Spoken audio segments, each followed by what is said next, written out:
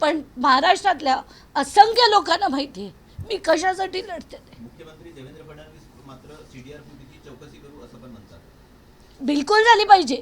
ते देण्यासाठीच मी ठरवलेलं. काल रात्री मी चंदीगडहून आले. एकच मिनिट द्या.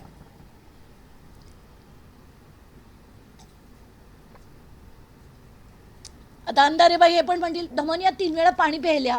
हो प्यायले, कारण राग मला येतो ना तेव्हा सहन होत नाही. तर त्याच्यात देवेंद्र फडणवीस काल म्हणाले की त्याची चौकशी झाली पाहिजे. त्याच्या आधी मीच सगळी माहिती त्यांच्याकडे पाठवलेली.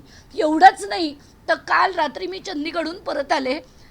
काल सकाळी मी डीजींची वेळ मागितली होती की मला आज सकाळची वेळ द्या आणि मी त्यांना भेटल्यानंतर माध्यमांशी बोलणार होते.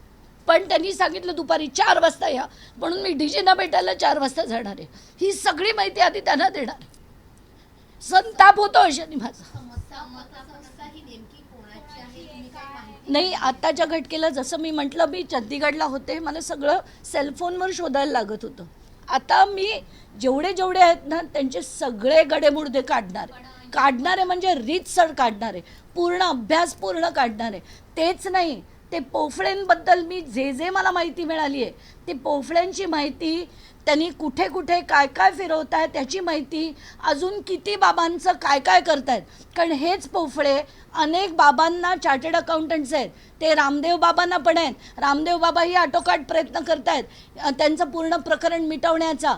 त्यांनीसुद्धा आत्ताच्या घटकेला एक FIR करण्याचा प्रयत्न केला जो आता हाणून पडण्यात आला आहे. याच्या सगळ्या गोष्टी मला आधी त्याचे सगळे पेपर्स येऊ देत, मग मी एकेकांची खैर नाही आहे.